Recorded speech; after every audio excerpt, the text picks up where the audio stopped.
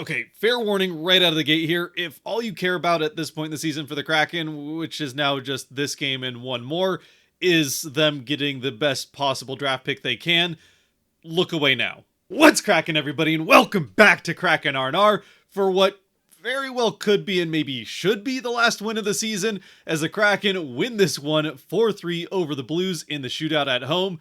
The same team that the Kraken started the season at home against, only this time they come out on the right end of it. Of course, depending on your perspective, maybe it's actually the wrong end, but the Kraken do win this game in what turned out to be a pretty exciting game after the first 40 minutes might have convinced you otherwise. Now, yes, again, as far as the whole draft situation is concerned, this win for the Kraken was honestly pretty disastrous, or at least could be, depending on how things play out with the next couple games for a couple teams and the last game for the Kraken, and then the lottery that follows the season. But we can talk about that more at the end of the game. At least for now, let's enjoy what was a pretty fun game, at least in the moment, and one more exciting win at this end of the season for the Kraken. So with that, let's jump into the game with only a couple minor changes in the Kraken lineup. I suppose one, maybe not that minor. Philip Grubauer does get the start. Wasn't terribly surprising. It's kind of what I expected, even though they've been playing Decord way more than personally I would have liked to see them play him. It made sense with the last two games at home that they would start both goaltenders one each night, and with Decord being the starter for the season, it makes sense that he would get the second game for the fan appreciation night and also the last game of the season. So again, with Grubauer and Ned, and only other change up to the lineup is that John Hayden comes out of it, so then fourth line center turns out to be Shane Wright again, though he still manages to get 14 and a half minutes, so maybe not quite as much as he'd like to see, at least 15 plus, but still around that range and a lot more than the rest of the fourth line got. And then McCann ends up centering that line that Wright came out of up on the second or third line, depending on how you look at it. Either way, getting into the game itself, the whole game pretty much happens in the first 10 minutes of the third period, except for one goal in the second, but we can completely skip the first period. I mean, there's quite literally nothing happens in the first period. There's only 8 shots on goal, and I don't mean 8 shots for the Kraken on goal. I mean 8 shots total between the two teams. 3 for the Blues, 5 for the Kraken, and it was not a very eventful, it's just back and forth from one blue line to the other pretty much. Neither team can really get into the offensive end. There aren't even that many shot attempts, much less the 8 that end up on goal.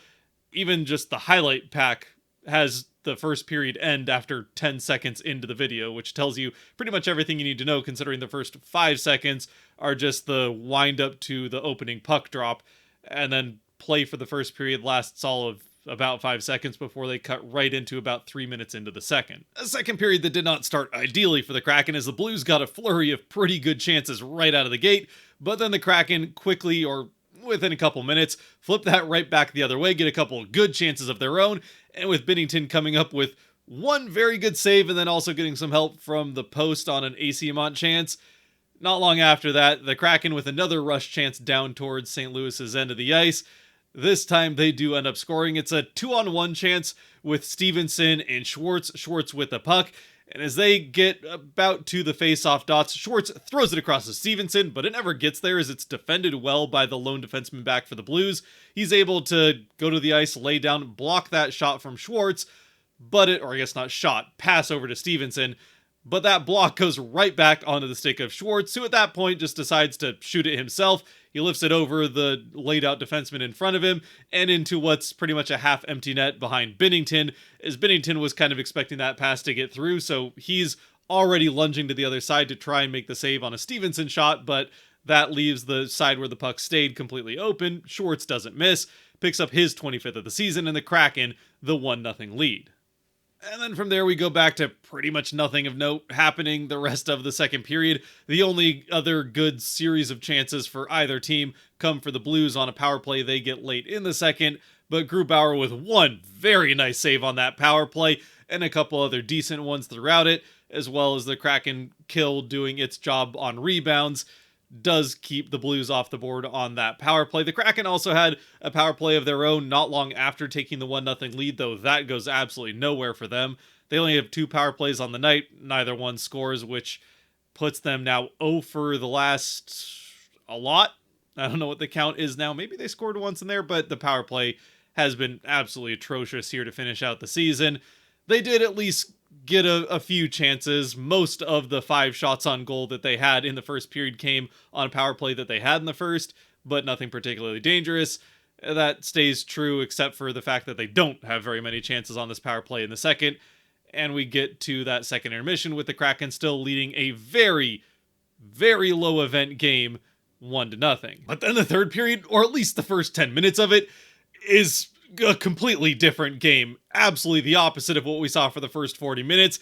It is a wild, high event first 10 minutes of this third, as we go from what was a Schwartz goal away from being something you could realistically sleep through for the first 40 minutes to a crazy first 10 here in the third, as unfortunately it does start with the Blues tying up the game. As once again, just like with the start of the second period, the start of the third does not get off to a good start for the Kraken. They allow the Blues a handful of chances on net, and eventually this time, one of them does end up going. It does come off of a rebound off Grubauer, so he makes the initial save, but the rebound bounces out to the far side where the Blues have managed to get the majority of the net front or net around presence.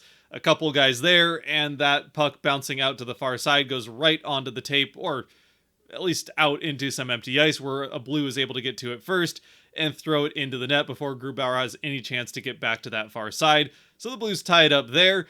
But then just a few minutes later, the Kraken say 2 can play that game as they come streaking down the ice. It's Cartier and Azamont of all players that come into the Blues end. Cartier with a shot from well out towards the top of the faceoff circle on one side.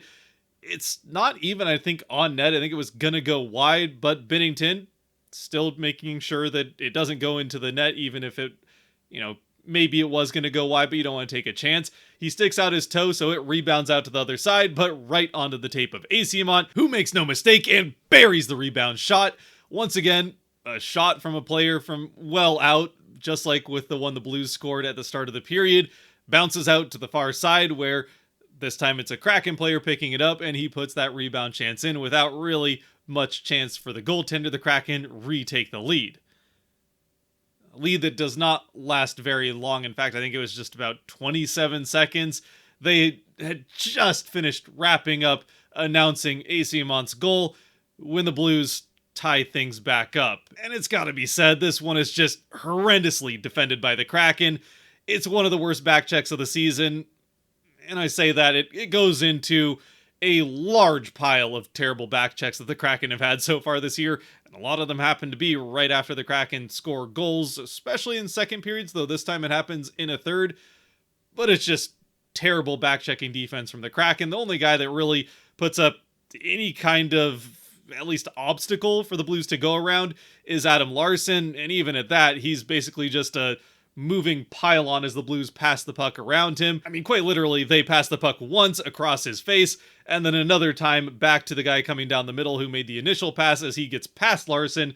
He gets the puck all alone, one-on-one with Grubauer, and ends up beating him kind of off the inside of his armpit and into the net to tie the game right after the Kraken had taken the lead. Okay, I might have been a little bit unfair to the Kraken. I double-checked, and it wasn't 27 seconds after Azamont scored to take the lead. It was 37 seconds before the Blues tie the game, but they make that look like a long time, as 13 seconds after they tie the game, they get the lead.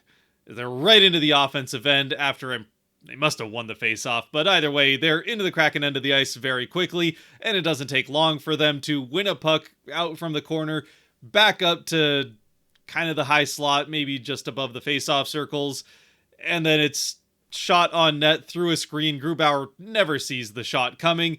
It gets past him into the net. He just freezes like a statue, and yeah, the Blues have the 3-2 lead, where less than a minute ago, the Kraken were leading 2-1, which obviously is incredibly disappointing, and certainly a buzzkill on the whole Azamont taking the lead just a couple minutes into the third. But at least the silver lining is the Kraken certainly could use the loss, so even if they made an entertaining third period even to that point, and even if things end like this, they fought well against a team that is probably destined for the playoffs. Certainly if they win this game, they're very likely destined for the playoffs.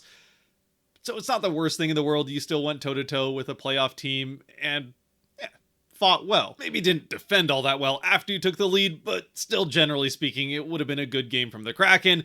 But they don't stop fighting there. As the Kraken, at least the players on the ice, as an organization, they might be okay with the losses, but the players certainly are not interested in tanking, and they keep pushing up against the Blues after they take the lead. It's not much more than 2 minutes later before the Kraken into the offensive end. It's Jamie Alexiak diving down deep into the offensive end, down by the goal line, before eventually throwing the puck towards the crease, hoping for something good to happen. And while the Kraken have not always been good about going to the front of the net, really at either end of the ice, though more specifically and more consistently, that has been a problem in the offensive end. But at least on this play, the Kraken do have a player crashing the net. It's Shane Wright, who gets all the way up into the crease, though he importantly does not make contact with Binnington before having hit the puck. But he full-on hockey stops to avoid that contact, and he throws Snow and the puck into the net past Binnington to tie the game for the Kraken, giving Wright his 19th of the season. Which then, understandably, does go to official review, and they take quite a while looking at whether or not Wright had a kick of the puck into the net. I think this one was pretty textbook. It's a redirection. Wright's skates both stay on the ice, and maybe he moves one of them a little bit, which is probably what took them so long to look at it. He sees the puck going, and he knows that he should be angling his skates so that if something hits them, especially with his stick tied up, he even said after the game that his stick was tied up and he wasn't going to be able to get that on the puck, so he's just trying to put anything he can in that shooting lane where Alexiak's putting the puck to try to get it to bank in and hope for a good bounce. That's just what happens, but because he keeps both skates on the ice, doesn't lift one up and kick his foot towards the net, they come back with what I do think is the right call. And I mean, you can call that bias or whatever you want, but at least the way that it's been called against the Kraken, this would be consistent with a good goal, and that is what they say. They uphold that it is a good goal on the ice. St. Louis doesn't try to further challenge it, that maybe Wright does end up making contact with Binnington after hitting the puck towards the net, but I don't think that really affected the puck ending up in it. Either way, Wright ties the game off Alexiak's pass and a good net front player just getting to the net front in general. And the Kraken get into the rest of the third, having at least tied up the game. And again, for better or worse, maybe worse as far as the draft situation, but better for the confidence of the players on the ice and on the team right now, especially a younger player like Wright who gets his 19th of the season and does it by crashing the net and getting some net front presence. So there's pluses and minuses either way with this goal in particular, and for the Kraken as a whole, they continue to fight back even after the adversity that they put themselves through by not playing great defense for whatever 20 seconds of time there to cough up the lead and then give it to the Blues. They don't allow that to just spiral out of control the rest of the game. They fight right back to tie the game. And then even though we just saw 4 goals, 2 for each team in a span of just over 3 minutes, the rest of the third period goes kind of back to more the way the first 40 minutes went. It doesn't feel quite as dull and boring as the first 40 minutes did because of the whole flurry of action that we just saw in the first 10 minutes of the third, but it's still not particularly high event, and especially as we get closer to the end, the Blues certainly were playing to make sure they got at least the 1 point in the standings, as every point very much counts for them, and the Kraken were maybe being a little bit too careful, considering that points in the standings aren't good for them, so either just try to win, take some risks, and win at home in front of the home crowd, make it an exciting way to end, or you make a mistake and you lose the game, but at least that's kind of a good thing for you, long-term speaking anyway. But neither of those things end up happening. The Kraken do play the rest of the third probably the correct way, certainly as far as just keeping up with good habits going into next season. This is the way that you would want to play a typical regular season game, to not be too risky in a tie game late in a third. Make sure you do get at least the 1 point, and if you have the puck in the last 30 seconds, then you can really start to get some good chances on. The Kraken don't really even manage to do that, although they do keep the puck with 30 seconds left. Fire a couple more towards the net, nothing even ends up on it. The Blues doing a very good job all night long of blocking shots.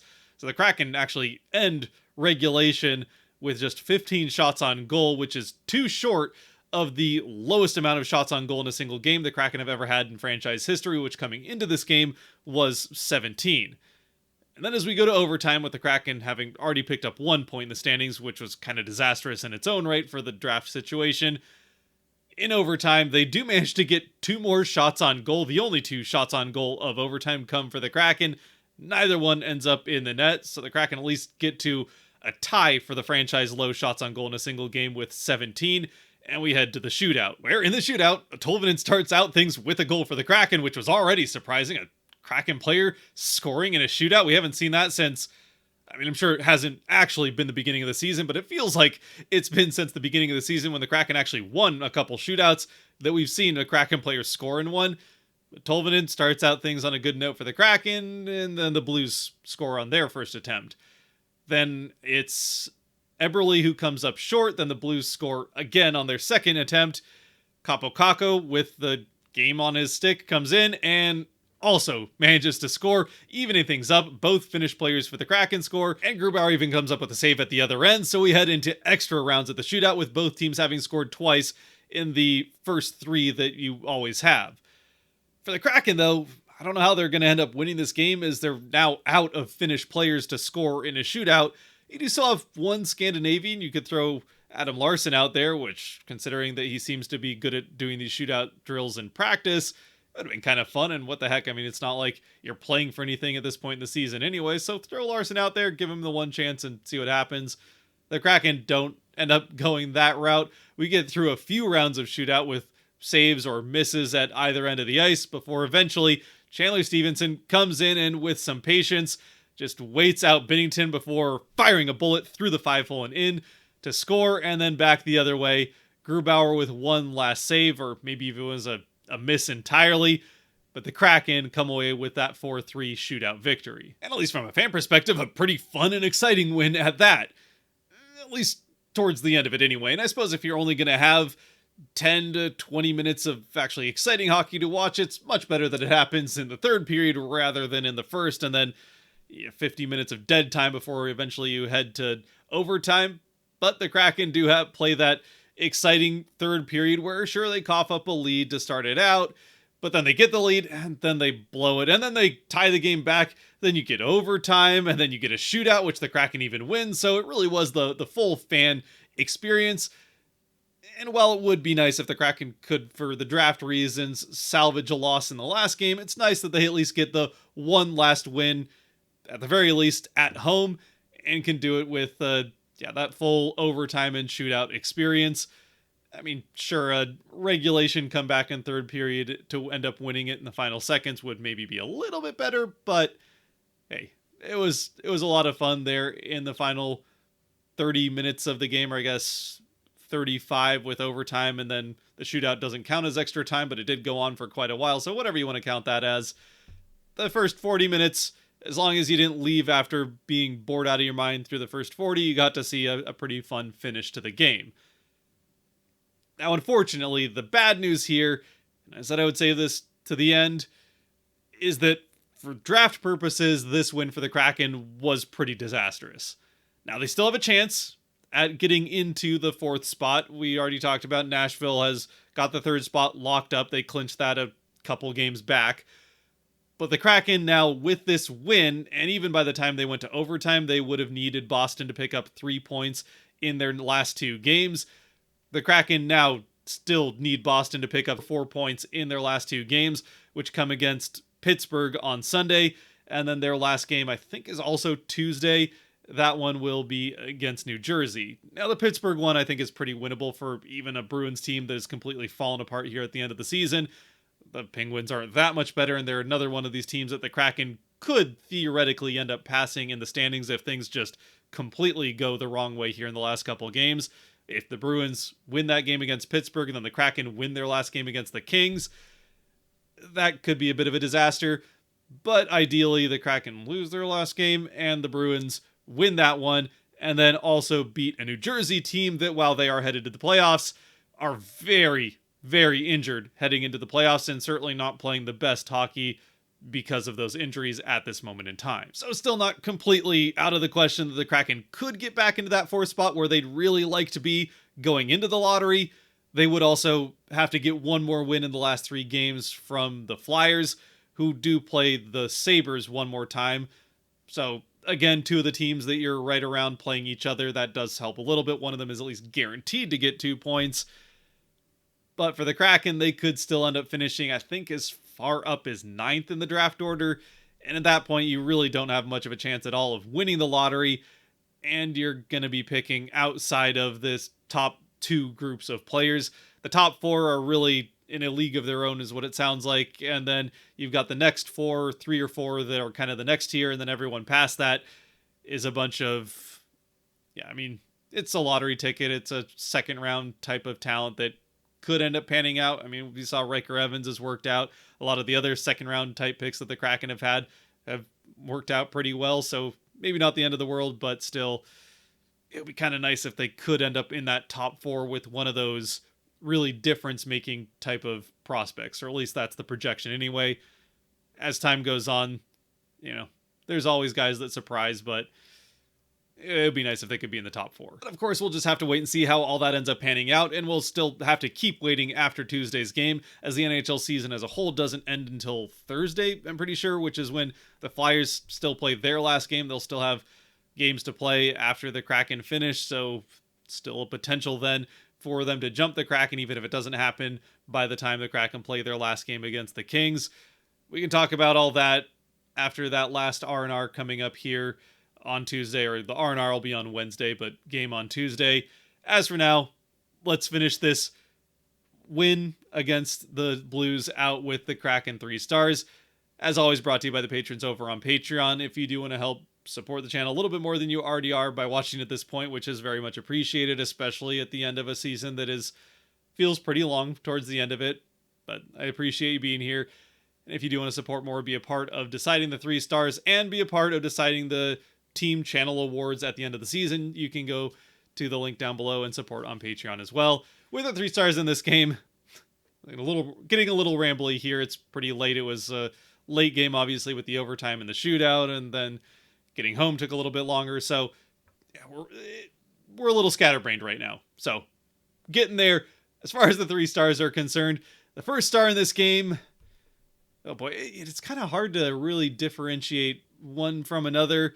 I don't necessarily just want to go with Chandler Stevenson because he has the game-winning goal, because he was the 3rd person to score in the shootout, which validates the fact that Tolvanen and Kakko got them there in the first place. So you know what, I think I'm going to give the first star to someone who did score in regulation and was a pretty big difference maker for the Kraken all game long. Had a couple other very good scoring chances even outside of the one that he scored on, and that would be Mikey Asiamont. A fantastic game, really, from that 4th line in general, even though individually Wright had significantly more ice time than the other 2. That was the best line, I would say, for the Kraken on the night as a whole. Asiamont gets the goal, had another really good chance off of the pass from Wright that started out the second period. Then Wright ends up with a goal a little bit later on, though maybe we can get to that here in a second. But Asiamont, a fantastic game. I'll have him as my first star. Second star, I got to go with Philip Grubauer. Yeah, maybe a little bit of a tough sequence there in about 30 seconds on those 2 goals that get past him, though, honestly, even if you still maybe like a save on the one that tied it up and made it 2-2 right after the Asiamont goal, it's mostly just horrendous defense that even allows that grade A+ opportunity to happen in the first place. So while Grubauer plays his part in that game-tying goal, I think it's much more on the skating defense in front of him, or really lack thereof, on that particular play. And especially for him to come out with a win in what very likely will be his last game, or at least last time playing for the Kraken. I mean, we still have to see what the offseason holds. If the Kraken decide to just wait out the rest of his contract, have him as the backup, it's certainly a route they could go, though I think it's more likely that they do end up buying him out. And we did just watch the last game of Philip Grubauer for the Kraken. He'll still be on the bench for the next one. And I know I've said it before. I said when they sent him down to the AHL that we might have seen the last of Philip Grubauer, but we've seen at least 1 or 2 more games since then. This time, for real, I think it might have been the last one. Still, he gets to go out on a high note with the win and a generally pretty good performance. And, I mean, we can talk about it when they officially buy him out, but there's been some good memories even among what has been generally a stint with the Kraken that didn't go as well as we certainly would have liked and were hoping for when the Kraken made that signing going into the inaugural season. But that all we can again save for another time. This one was a very good start from Grubauer. He was pretty sharp all night long, made a couple very nice saves, including the one on the power play late in the second, or I should say Blues power play, the penalty kill for the Kraken late in the second. But strong start for Grubauer, who is in large part responsible for the Kraken picking up these 2 points. And then for the third star, I will go with Shane Wright. He does tie the game, gets it to 3-3. And again, just for the fact that, well, one, he's one of those players that we're watching a little bit more closely here at the end of the season, being a big part of this team's future going forward. And also because he scored by going to the front of the net, which is something that we desperately need to see more of next season if the Kraken want any chance of getting to where they want to be and having these last 2 games not be the last of the season and having some more hockey in the spring. As always, though, I'd love to know what your thoughts are down in the comment section below, who your 3 stars would be. A couple other guys that you certainly could consider would be Ty Cartier, who was the other part of that fourth line that didn't end up getting a star here, as well as Jade Schwartz had a fantastic game, even outside of the goal that he had. Eberle had a couple really good chances as well in this game, and Stevenson, I wouldn't be upset if you had him as a star as well. He was one of the other ones mentioned over on Patreon. He does end up having the technical game-winning goal, though it's not even a goal in the stats because shootout goals don't count that way. Anyway, plenty of other guys that I think would be valid picks for the 3 stars, so let me know down in the comments. And until next time, one last game of the season, last home game, and last chance for the Kraken to either go out on a high note with a couple wins at home or help themselves a little bit as far as the draft is concerned with a loss. Till then, stay safe out there, be good to each other, God bless, and go Kraken.